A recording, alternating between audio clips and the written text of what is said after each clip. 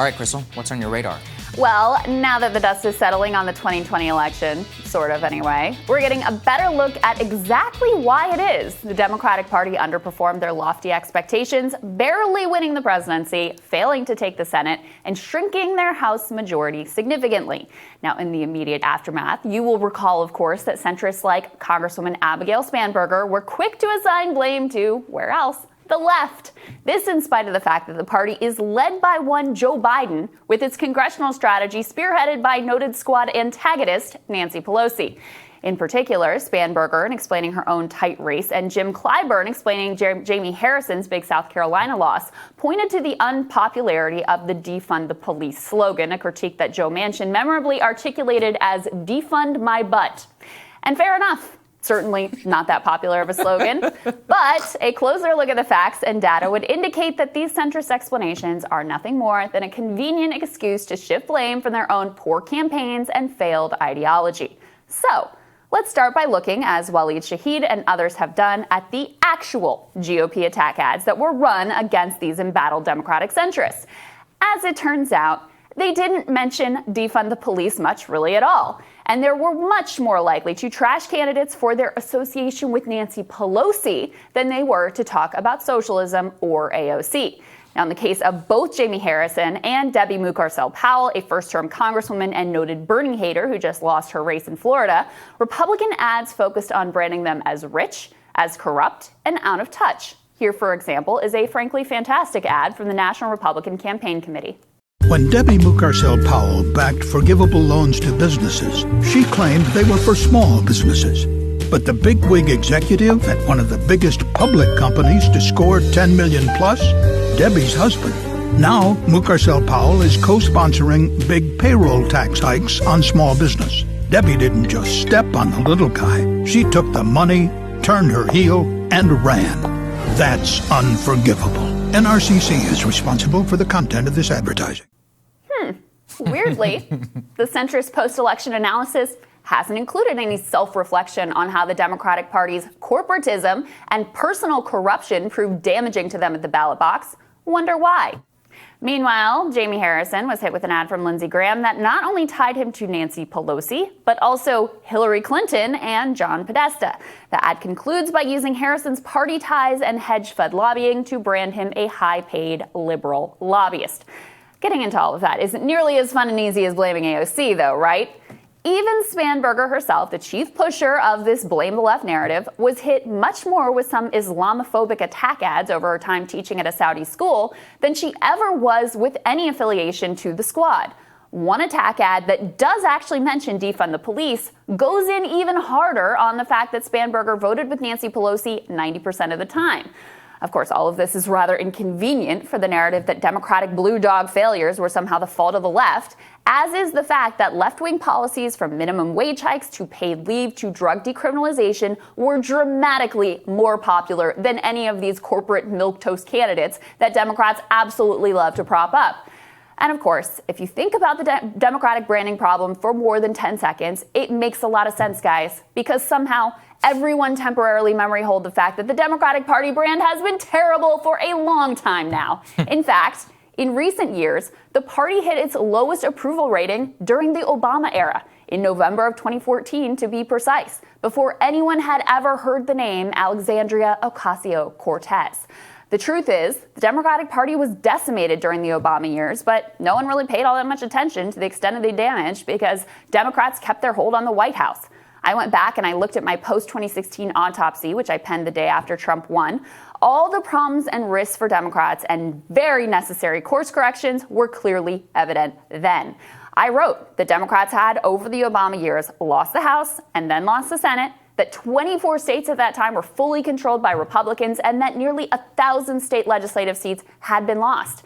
As I wrote then in words that apply even more so today, the slow drift in the Democratic Party was long in the making. It's been many years since the Democratic Party decided to throw their lot in with the shiny world of corporate professionals, Wall Street financiers, and Silicon Valley gurus. We accepted the decline of unions as inevitable. It wasn't. Didn't bother even trying to come up with an alternative source of worker power, and embraced the new politics of money even as we talked out the other side of our mouths about, oh, how terrible all this flood of cash in politics is. If you just send in one more donation, we'll be able to get the money out. There was an incredibly revealing moment at the DNC. In an effort to rev up the crowd, one of the speakers called out, "Who in this room works with their hands?" Silence. It was a lot more than one candidate who led us to this place. You'll note by my use of we that at that point I still saw myself as a much more Democratic Party loyalist than I do today. The basic problems today, though, are the same as they were in 2016 and the same as they were over the length of the Obama administration. What Matt Karp called in my recent interview with him an aroma of elitism. The party has worked overtime, doing their damnedest to snuff out any populist working class direction in the party, resorting to any means necessary to destroy and castrate the Sanders movement as one example, preferring instead to keep the creators of that aroma of elitism and coastal cultural liberalism in their power positions. After all, the aroma of elitism wafts much more strongly from rich establishment ice cream maven Nancy Pelosi than it does from former bartender Alexandria Ocasio-Cortez.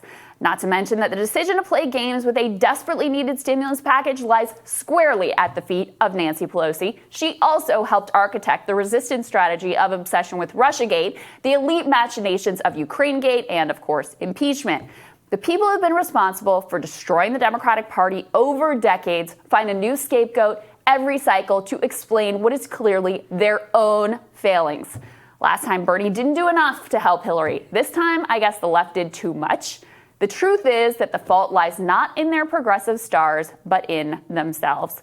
And Sagar, it is hilarious when you actually go back, as Waleed Shahid did, and look at the real attack ads that were run against these people, and they had far more to do with Pelosi than they did and their own personal corruption than they did with anything left-wing. And that's what we said. And I actually buy the argument that they present. But that doesn't mean that they themselves are presenting anything even close to popular, right? No. It's like, no, you're like they standard were all in on issue corruption and Russiagate and all that impeachment crap. and Russiagate and Spanber and these other spooks who are in Congress. So, like, actually, they voted for us so we can continue fighting the war in Afghanistan. Like, that's what we should really lean into. Yeah, no, totally. Give me a break, okay? And those ads are a perfect emblem of what you're talking about. I remember that story, the PPP story, about her husband and channeling $15 million to all of that. That's devastating, in the middle of these things. And if Ossoff and all of them had been smart, they would have hammered Purdue much more in Georgia than they actually did. As I understand it, they mentioned it some, but it wasn't a central piece of their campaign. I actually think anti-corruption is and always will be one of the most potent things in American politics. Highly paid lobbyists, that stuff is very effective. But they don't want to talk about that because then they have to take away their goodies. They can't justify having a rich husband who's taking loans while they're advocating for something, or they can't justify their lobbying position. So it's just perfect, and I think it's complete hypocrisy on that part. And it tells you a lot. When you look at what your opponents are hitting you with, it actually tells you a lot because they invest a lot of money in researching which attacks are going to land most effectively.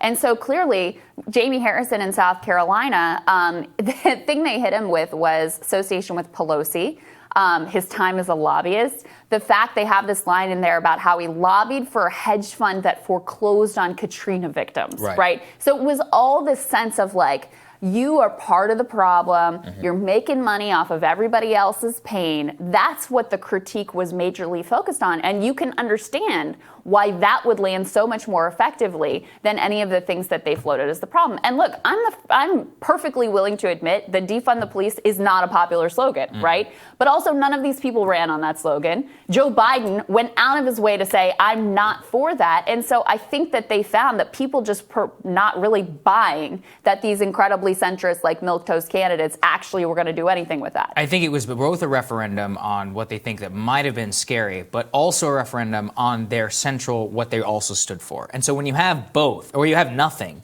then people are not going to vote for you. And I think that's one of the most key elements of this entire race and of their campaign. Why did they lose seats in the House? I really think so much of the story, which again they don't want to talk about and absolve themselves of, is screwing around on the stimulus negotiations. Yeah. They paid a huge price for not looking like they were working with Trump whatsoever in order to get money passed. And this is something which, again, they will never admit how tactically stupid that was for Pelosi to do it, but Ro Khanna and those guys and Andrew Yang were completely right. 100% right. I mean, if you think about it in very simple terms, right? Democrats take the House majority 2018, and what'd they do with it? What did they do with it? Nothing. Right. They did impeachment. Yeah. They messed around with like impeachment and Ukraine Gate and all this stuff. Ukraine, right. Then they passed some like symbolic thing that they knew wasn't going to go anywhere in the HEROES Act. And then they dug their heels in when it actually was a deal on the table to do more in terms of stimulus for American people. That's what they did. And so if you just see this very simple and straightforward as like, this was a referendum on their 2 years in power and what they did with it, the result makes perfect sense. Yeah, I think that's right. Next on Rising, it is panel time. Jennifer Holdsworth and Rachel Bovard are going to join Team Rising. Stick with us.